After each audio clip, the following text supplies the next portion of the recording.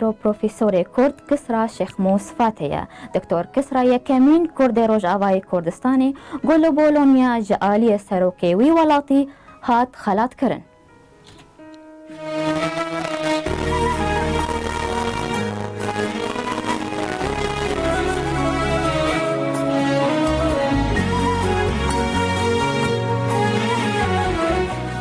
بو ام جنیزیک و میوان خواناس بکن عمل به پرچایا ویدیو گهدار و تماشا بکن و بدگرن خلقا خوا.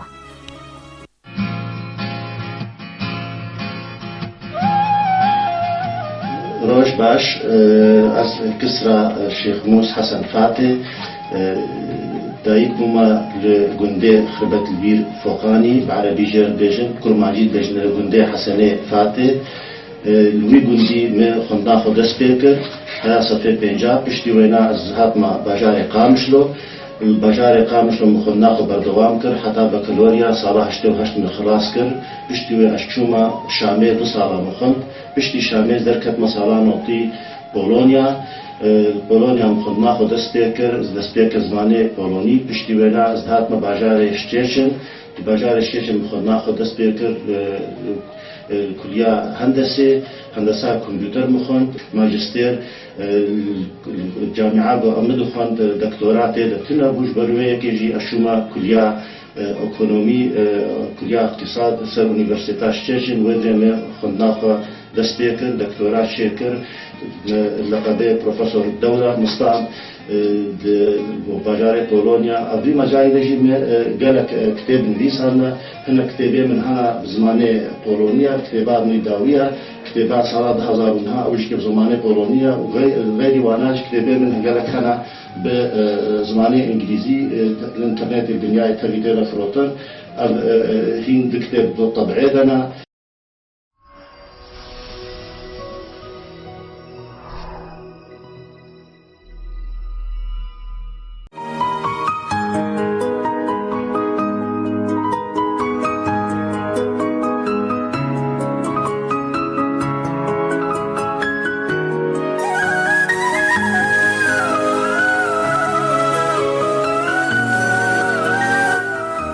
دماتا خوش به دکتر پیروز به سرکفتناتا.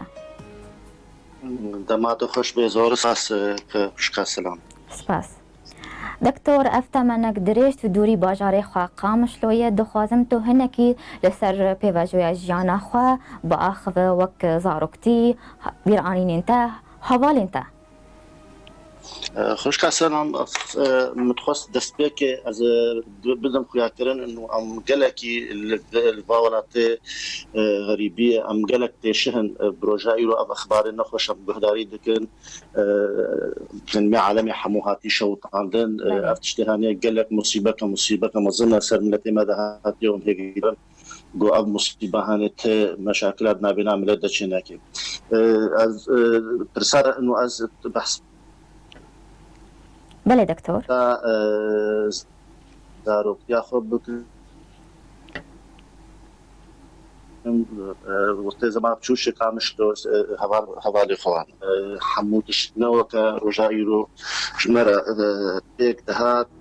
بیرام وقت از این دسته که گند بوم بریزور فامشون خوب بکن مدرسه نبون گنده موانا.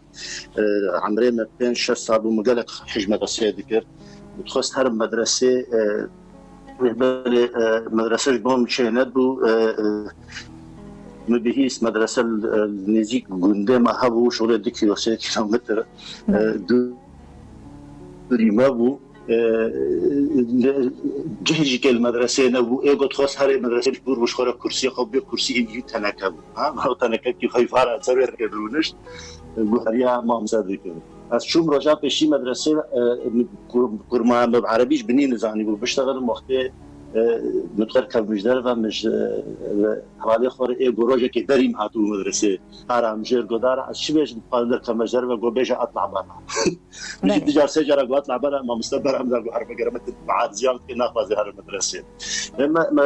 زوجة ما قالك زحمة ومدرستنا بيشتري مرون مدرسة الجندة ما ذكر ما تخص هر مدرسة جارك دي هتشوف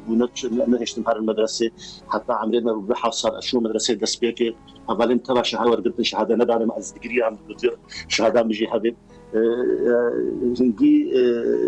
او شبار قال زحمت او تشتي هاني بيرا مدام مع تشتي دسبيكي اختي مدرسة مش مرة قالك زحمت والمدرسة حتى وقت به از ندخل از قانع بنو هي زاروك مختنا وقتي منه مدرسة بشتي مدرسة مقاندو بشتي صالح بشي مخلاص كل جند زهات مقامش له مقدنا خطوة وكل بشتي زهات مشامي بشتي دركتم بولنيا حتى رجائي البولنيا الشغل مكاردكم. بله دکتر. مجاری خواندن. رامان کوچبری چاوا چی بود تا کنگی تا تخواست اند کوچبر به تکیجان سالی ده. خده او رامان کوچبری ناب مالا مده بالضبط تشتكي نا لوب جبر بعد ما انسان كي قالك حش خندنيت كير حش خندبانات كير حش تولد كير هين صاله شيستي دا برايم مش ياند برايم ما زوش ياند خندني صنبور تختوريا درانا خلاص صاله شيستون هذا بله هنگی دیجی کو کد به معلومه فکری بوش بو خندنی پیشتر برايمني در درکت رومانیا خندرا تمام كل حموش بعد ما ودشان را خندنی وقت بيجمر او مجالي جوزدر كم خدنا خوش در بكمل نغري بوش بولوجيكي وقت بيجي او فكره هاني سليمه دبو اختي جوز خدنا خل سوري بكم در كم مجدر بقولين دوي كيجي كي بشتي بكالوريا مخلاص كل مده صالات شو شابه خون بشتي در كت مقولونيا خدنا خو بير توابل بله چون اوروبا جبوت جيانك وقناخه كنهبو دسبيكاتا چاوابو دستبيكار كأزهاتم بولونيا نو كدستبيكار وجائرو كرد درتن جوالات بين أوروبا وجائرو كرد فرتربونا أوروبا جوالات هركس تميل بشاواها المطار وبيلنتين دما وقتيقو أمهاتنا أوروبا كسب بشامة تنبو مروتين مطار درباس ولاتك غريبة كولتورك غريبة جاكي مرot تشتكي تشيناي مرot ترسيه مرot عندك تشوشكا تشتيقو هر وقت بزحمت بو جمال الغريبية بري حموت تشتي زمان مروتي دستبيكي نزانش بني بزمان بولوني مرو درباس ببرسات خويني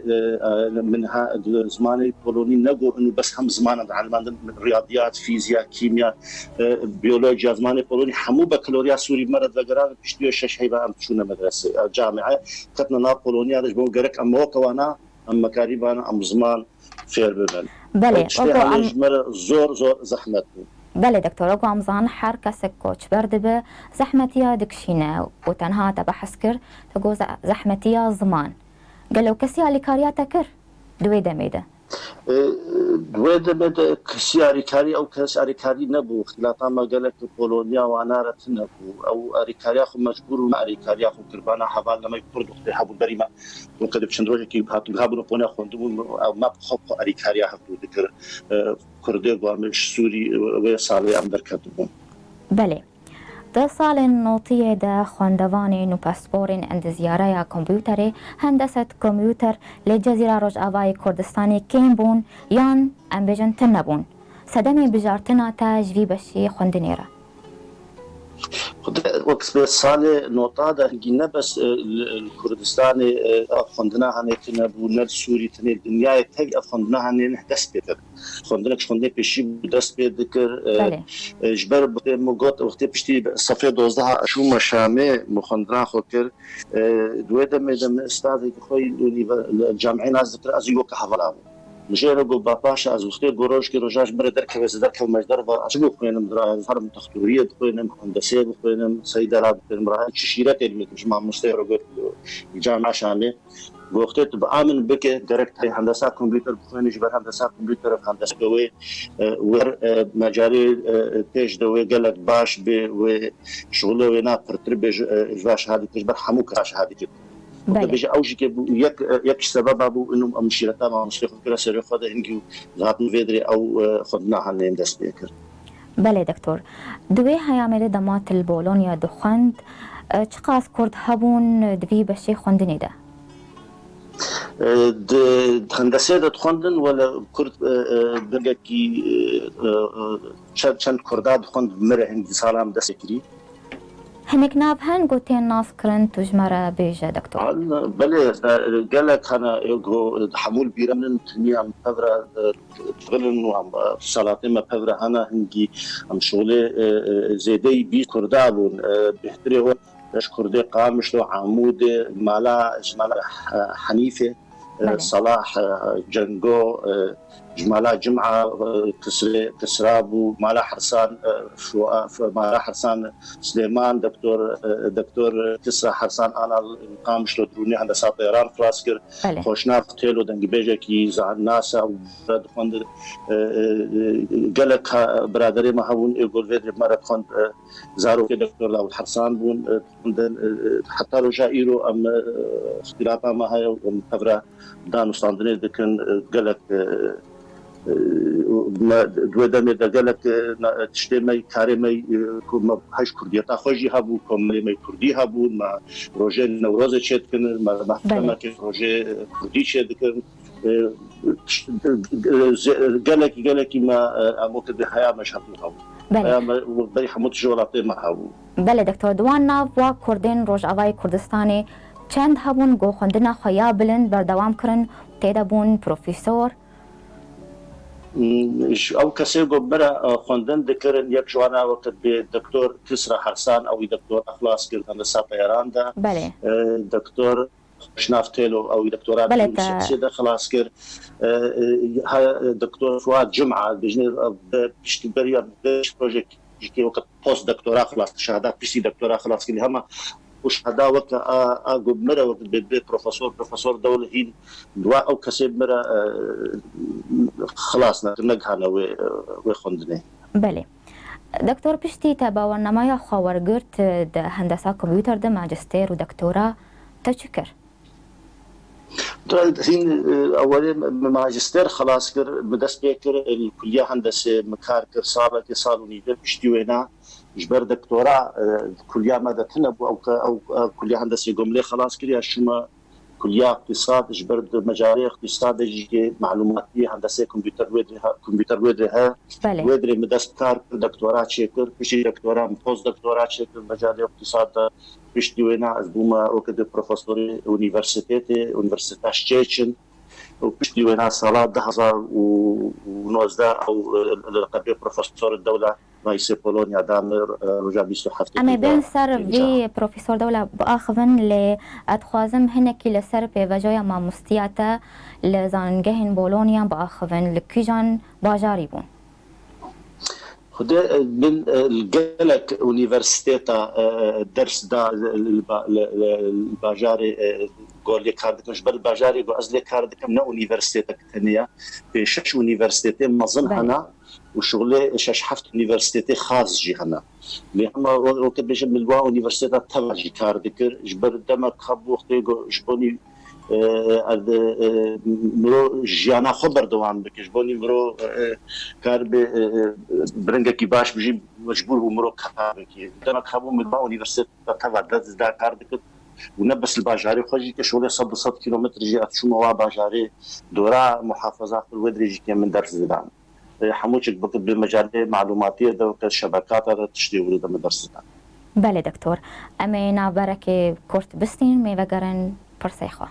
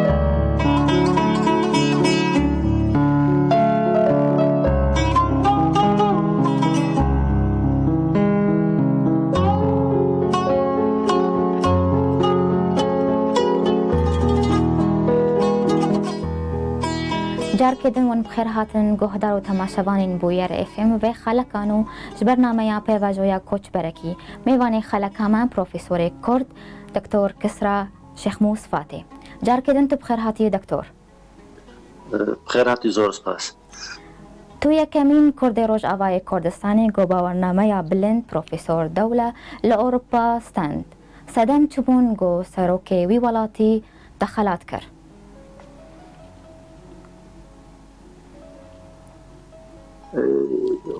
شر بورا ترس بكر. ام خواهدن تهنکی لسر باخذ و سدم چبون گو سروکی ولات بولونيا دخلات کر. او سر شهاده بروفيسور الدوله او مرحله کی وقت بيجي خواندنه هر اداويه گمرو دگه خواندنه دا اوجي کی وقت به اساس زور زحمته دستك حتى مرو بگه به مرحله هنه گرک مرو بري وينا كار بكي كبروفيسور يونيفرسيتي بروفيسوري يونيفرسيتي بله بروسيدورا وينا قالك زحمته قالك دكتور خارجي بن دستي قالك كتاب مرون في ساندفند في مرو مقالات من ساندفند قالك مرو قالك اليونيفرسيتي تجربه كي علميها به ويتشتيدا حتى او بشر او كاري كي حموش تقييم كرن سر مستوى بولونيا لجنه شغل شش بروفيسورات نج جامعه يونيفرسيتي كي نج يونيفرسيتي غريبا بشتي او كسي هاني حمو تقييم علمي دكن دوكيمنت شنا الجمهوري وقت هر سري دمك رئيس بولونيا وكسيغو لقب جوار درت كذا دعوه ديك انها مجالين ثانيه الطب ده الهندسه ده تحمو مجالات علمي ده واعتبر دعوه قصر جمهوريه كوكب بحفلته ولو عائلي تشدك وشهاده تسليمي وانا ديك. بله دكتور تا افخلتا بلند تدياري كيكر وهستيتا تشوبو ده ما تستعد خد هسه وقت برودستان وقت بيجي تشتكي كيف حرجة مصدر نماد من الإنسان رجبر خندن جوا مصدر نماد من جمرة تشتكي جلا وقت جمرة وحمو كسي برايم من عائلة من ملتين من كرد قد من تجاري نبرة ناس فكرين انه ملتين من الكرد قال كيفاه وري جبنا نجاحها نجبر ابنا نجاحها نجاحها ثانيه نجاحها كردات كذيه از قال كي وقت بفكر خرجم جو انه از انسان كي كرد تقريبا وقت بسري ملتي خبلند كم بما تشتكي ولو بله سركفتن دكتور روزنامه‌گرین اروپی و کردی چاوا افنوچه رو مالکر چوانی زیکی تبون وقت كردي نزا انترنت بري مدش بركي بهيستن اوروبي البولونيا برنجا كي عام بس تلفزيون وقت رئيسي دولتي سر تشتغل انه رئيسي دولتي روجايرو كشن بروفيسور لقب داوا انا بحث بكل اخبار هذا وكيل تري بس هم هرب بهتر اليونيفرسيتا غمرو لكار ديك هي جامعه دعوه ديك وقت بيروز باري ديك بشتان يا نجامعه كليه او بيروز باري ديك حمو او تشتغلوا جريده جامعه دنفيسن بحث ديك جبر افتشتهاني نجبو مثلا باشش بو يونيفرسيتا قال لي كار دكي مش هرج بواج تشتكي قالك منظومه جبر هروش بروفيسور يونيفرسيتا لينن تشنابن دناف كردات تو ايه كمين اللي ناف بولونيا دون كس اف خلات استندنا بولونيا هنا برن كسيغو ويتشتي دستين داسكارم بيجم او كسيغو ازبوارا كار دكي مش سالان وطي مدرسة خواندنێتر کولیا هەندەسێ باژارێشتشن لێ هەمە ژوێ ساڵێدا حتا ڕۆژا ئیرۆ ئەو کەسێک مبوارە خوێندن خلاص کردیە و مرە ئونیڤەرسیتێ کار دکن ئەزەیەکەمە من ناوا دەگۆم حتان هەزگەهامە بێ به شهاده هانی بله اسکارم بج او ما مستگو درجی دانه مد اونیورسیته کلیه هندسه دکتر مدرسه که دو سال نوتیده او ما مسلم او ناجي که بلکې سه چهار حبا او لقبستان دي او کسی قد زانم هين واجي که او نگهانه مرحله بر او نه هر کس کاری بگهت شتێکی ورۆژ بەر ئەو پرۆسیدورایە گەلێک زەحمەتە. بەڵێ گەلێکی باش دکتۆر. کۆنفرانسێن گۆ دکتۆر کەسرا بەشداریوان بوونە چنە؟ تو بچ بەشدار بوو؟ ژیانامەوە کە بێژە هەموو تشتی بەر ژیانە علمی سەر ئەساسی مؤتەمەرات ئەمە کۆنفرانسایە مەقالاتی مرۆ دنویسێنێ علمی تحالیل علمینە ئەو تشتێ ورۆ ژیانامە ئەس شما ساڵێ گێمانی ئەز 10-15 کۆنفرانسا تشمێدا کنفرانسیت هندروی پولونیا دا او نا تمید چمه در روزا بر پشتی هفتیا به روزا دچن به الوارسو کنفرانسی که ما روزا 28 هیواششا از بازاری که بوجی کنفرانسی ما بازار جدروی پولونیا از چوبوما تهران سال 2000 عفوا رشت نزیکی سر بحر قزوینه ایران سال 2014 یک کینوت سپیکر بجنه او کسی مؤتمر وقتی کردستان هولیر سال 2018 2019 استانبول 2012 کانادا برشلونه روما ولات اوروبی پرن اگات شموانا هم وقت به زحمت از هموش که زانا بجمیر هم وقت به سال زیادی 15 کنفرانسات شمیده جبر وقت به کنفرانس شغلی من نامش. بله سرکفتن جبوتا و جبو کاریتا دکتور کسرا. زور سپاس. افتمنك دريج تل أوروبا بوراندية قالوا أفكسن كوتشبر قد في آلوزية دبري خدان أوروبا لچد قرن لخواندن لكار بيكاري لراحتيه خودی از وقت بیشه از نخوازم نوی واقع سابش تغلم او کسی گوش ولی درکتن چون اروپاش بر هر کس کی سری صدی صد پروبلم کوي ها درکت اروپا هناك درکت اروپا سری صدی صد جبو خوندنه هناك درکت جبو کار هناك درکتنا جبو بیکاریه لهغه وقت از بخوازم از هیویدارم او کسی گو درد کردن در ولایت خبردانه هانا ولایت اروپا عمر جارك تنج بو عمر خب فالایه ونظام لكن تکلام لته اوروبی بکن بهرنگو کردا خو برنگه کی ایجابی ناس بکن زاربن کردنا او ملته گو بس پارساکینا کرد ملته که توازه بگهتشته کی بخوینه بکوینا سیاسی و جانوای پولیتیک دا گوتنا واه به رجایی رجبونی کاربن ریکاریان ملته خو بکن دوخته گمرو رونشتی به کارینه که وقت به اهمیتا واناوج انسانی ورویتنه. بله باورنامه و خالات این دکتور کسرا ورگرتنه چندن؟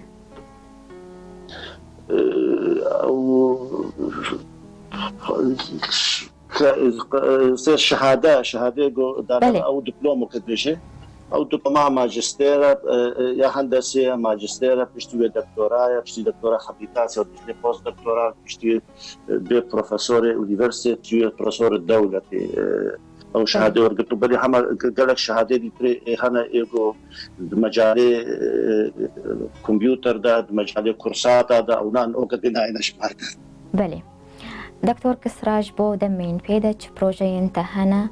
خواستکاته هایی گوت وی خوندن لروج آوای کردستانی پیش بخینه؟ وقت بلا خونا هر انسانه کی کرد گودرد که ویج در وی ولاتی خو خوازه گو بگه تشتکی که داخوازی پیشه و کاربی اریکاری که ملتی خورده که از بیس هیدارم وی که منی مزونه روش که روزام رو کاری اریکاری که کردستان بکی و تایبتی قامش شما کردستان راقی شما اربیل مدیتی اونیورسیتی وانا سیستمی وانا چلویا به همه وقت به گو قامش تو تمید جمرد منی قامش تو عم ودري مظن بونا شيك بونا اكيد روش كي روجات وقت عاليه مشواري خصن اكيد از تاكيجي كي وقت برنامج زي او اريكاريا اونيفرسيتي ولا تخو بكم كاريا بكم عاليه خو محمد كارم خوي جو مره خميت كنجي جو اريكاريا فكن وقت بيج دويتش دي مكلي وقت البرنامج زين سري صديسة بله اش بوگو کرده گوبره خودن وی بشه خوندنی چه شرطی واهنن گونجوانارا بیجن او كردي قدر تبنا خوندن بري حمود اشتي في او كردي بس وی خوندنا هندسه کمپیوتر هندسه كمبيوتر بله. هندسه كمبيوتر هندسه كولو قد ب نوكا هندسه دي هندسه كمبيوتر قال لك شا كمبيوتر كاركي فيمرو بروجرام بنبيني فيمرو كاري عملي بيني او كسيهانه بري حمود اشتي قرك شخره شركتنا ركار بكن او شركتي وافير بني واري عملي فيه بكن بله بري حمود تشتي دفيل مالي قالكي بشغل كسي وقت يقول مالي نشغل وقت بأونيفرسيتي تشتكي فيرناكي دفيل المالي هذا الأونيفرسيتي 10 ساعات قالك مالي 8 ساعات او 10 ساعات اجبخ وقت يقول نخوين تجاري كيش نكد جبر كمبيوتر براكتيكا تجربه جارنا مرو بروبليمك حلك خلال 5 ساعات هذا مرو دون حتى بروبليمك بتوجد حل خوندنا قالكي وقت خوازي از کار بس ویت شوار بینگو او کسی هانی بهتر قالك وقتی خوب بدنا خوندن بله ام گهان داویا خلقا خوا گوگوتنک و یا داوی هبه فرموک دکتور دا سلاف قالكي حمو برادر جو گهداری ما کرن و سیویدارم جو روش کی روجا ام فقرنا ولاتی خولاتي مجوق ولاتی بقى عالمي وقت به رزگار به سربست به اونیورسیته مجولو پیش بکن هم اونیورسیته خو کاربن کار بکن و زیده یولو که بمرو تشتکی دری نخوازی بله و زور سپاسش بو ویر گوت نهانه گلک سپاس دکتور کسرا گوتی رو بو میوانی ما سرکفتنیش بوتا تخوازم جبو کاریتا جیانک خوش بوتا زور سپاس خوش بسنم ام وی رنگی هاتن داویا خلقا خوام بهیوینن و دمک خوش مردار باز کرن سپاسیا هر کسی گلما گهدار کر و تماشا کر سپاسیا میوان خودکم پروفیسور کرد دکتور کسرا شیخ موس فاتح سپاسیا حواله خودکم آرینو پالو آوان جمعه از بارابوم سلام عزیز حیاده مگدن چارشا مگدن بمینن کیفو خوشی